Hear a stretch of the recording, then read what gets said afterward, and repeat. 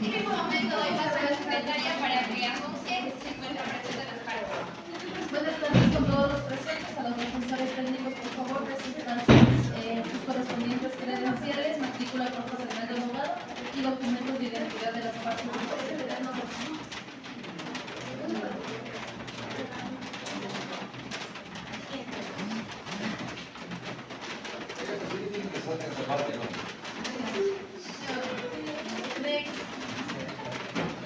Una vez rectificadas las partes, doy paso a este recurso de casación de libre grado y doy por instalada la presente audiencia. Paso la palabra a la parte recurrente. Me presento, soy el abogado Henry Mauricio Vallema, con número de matrícula profesional 8193-4, de este foro de abogados del Consejo de la Judicatura, en representación al economista Pedro Alfonso Carrillo, con número de cédula 17182825-4. Gracias, señores jueces. Doy inicio a mi fundamento, a mi recurso de casación, que se encuentra en legal y debida forma de acuerdo a lo determinado por la ley. Primero, la identificación de la sentencia. Este recurso de casación se presenta en contra de la sentencia dictada en primera y segunda instancia, que ya fueron certificados por la jueza Pamela Martínez Loza, en calidad de jueza de la Sala de lo Civil y Mercantil, dentro del proceso asignado con número 197-2014, en el cual las partes procesales son mi cliente el economista y la parte demandada la señora Virginia Calderón. Esta sentencia queda notificada el 18 de noviembre de 2019 a las 15 horas con 23 minutos. Continuando con mi fundamentación, señores jueces, mencionaré cuáles son las normas infringidas y cumpliendo con lo que establece el artículo 277, numeral 2 del Código Orgánico General de Procesos. Procedo a anunciar las normas que han sido infringidas o que para este presente recurso de casación. Entre estas se encuentra el artículo 120 del Código Civil, el cual nos menciona que el código que alegara que en el juicio de diverso seguido contra él se ha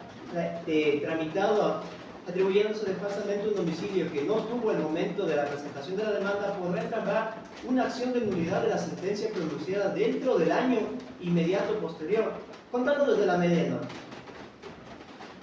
Entonces, el otro artículo con el que fundamento es el artículo 53 y la Constitución del Ecuador, en los artículos 76, numeral 3 y artículo 82, los cuales nos hablan del debido proceso y la seguridad jurídica.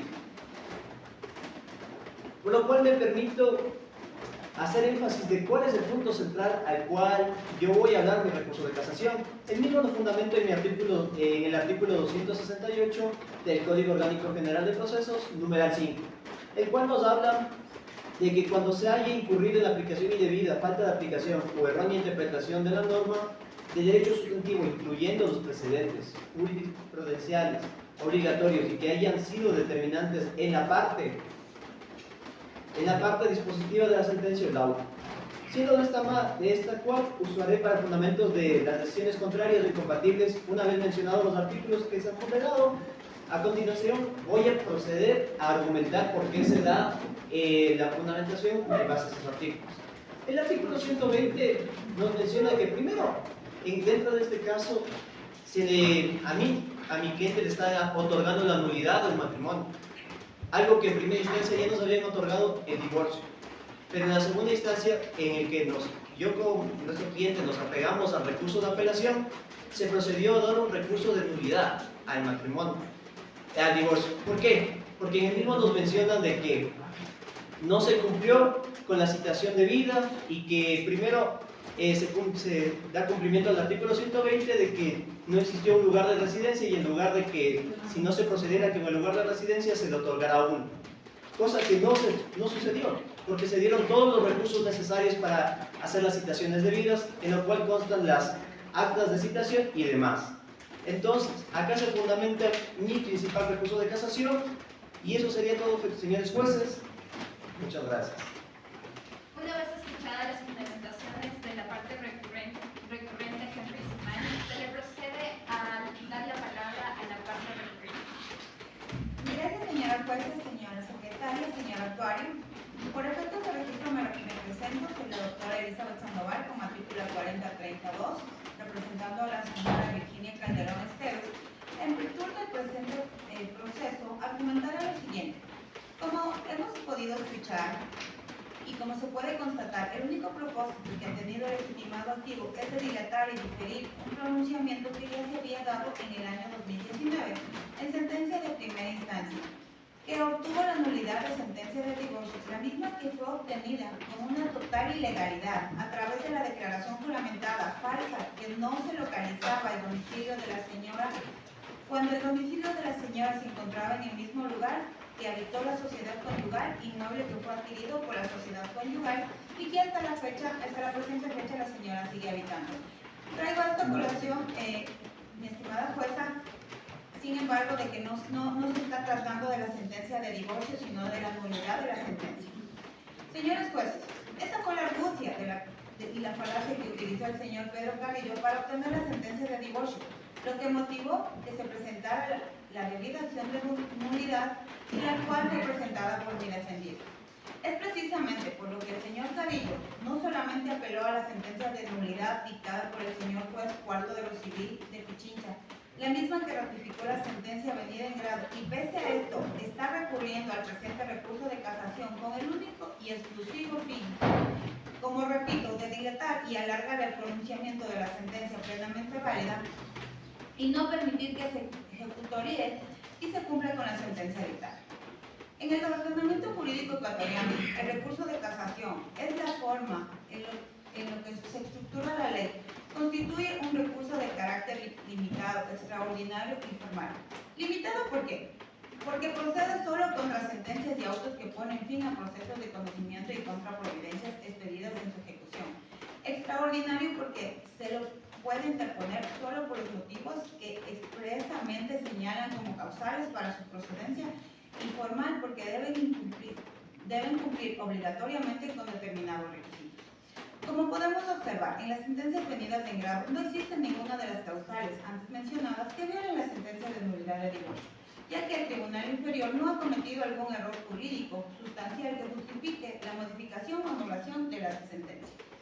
Estimados jueces, recordemos que el recurso de casación se basa en la revisión de cuestiones jurídicas y no de hechos.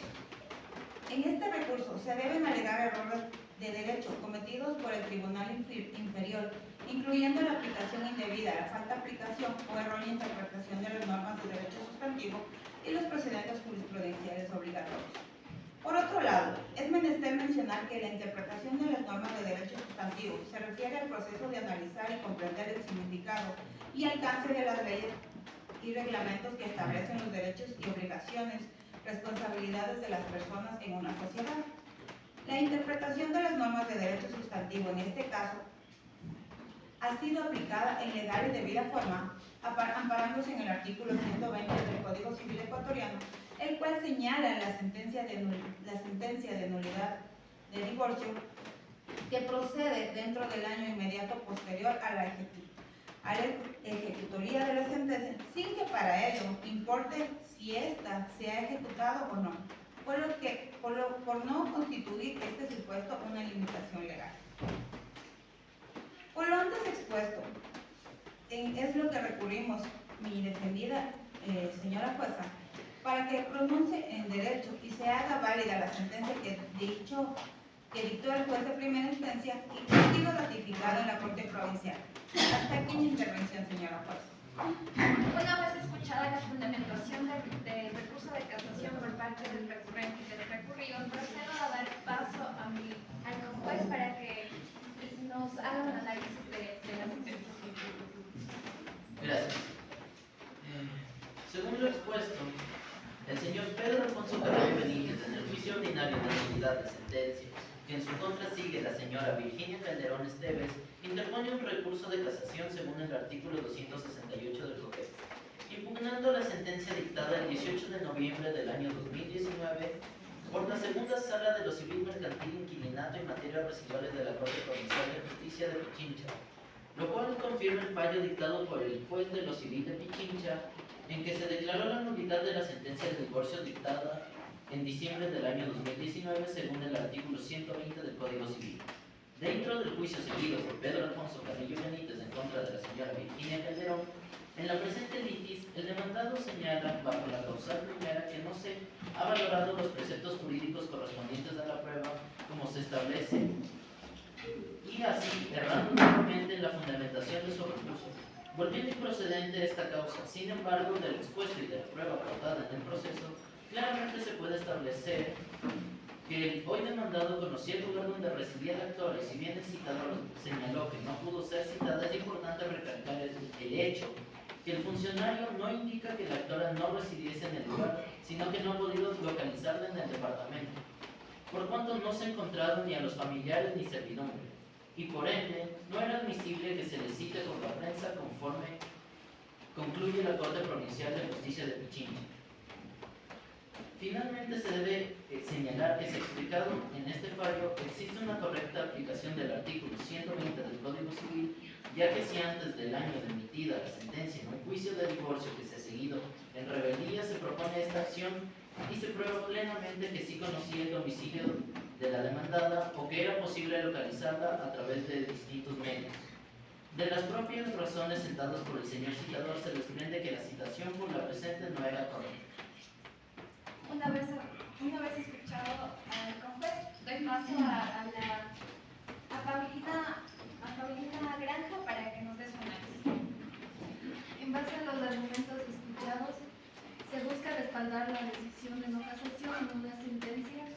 de nulidad de divorcio basada en la falta de fundamentación de acuerdo con los artículos 267 y 268 del Código Orgánico de Procesos del Ecuador, en el que toda sentencia debe estar, en el cual menciona de que toda sentencia debe estar debidamente fundamentada, es decir, debe contener una exposición clara y precisa de los hechos relevantes, las pruebas presentadas, los fundamentos jurídicos aplicados y las conclusiones a las que se llega. Esta exigencia es fundamental para garantizar el derecho a la defensa y a un debido proceso de las partes involucradas en el litigio. En el caso que nos ocupa, la sentencia de nulidad de divorcio, objeto de la solicitud de casación, adolece una falta de aplicación, errónea interpretación de la norma. Al revisar detenidamente dicha sentencia, se observa que carece de una exposición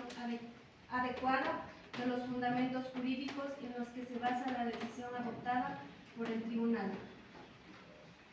La falta de fundamentación también implica la revisión y el control de la legalidad de la sentencia por parte de los tribunales de casación, al no contar con una exposición clara de los fundamentos jurídicos. Se dificulta determinar si la decisión adoptada se ajusta a las normas y principios legales aplicables. Es por esta razón que en forma unánime se ha tomado la siguiente decisión.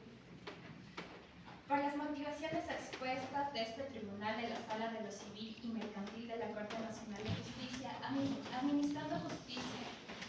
en nombre del pueblo soberano del Ecuador y por autoridad de la Constitución y las leyes de la República, no casa la sentencia dictada por la Segunda Sala de lo Civil, Mercantil, Inquilinato y Materias Residuales de la Corte Provincial de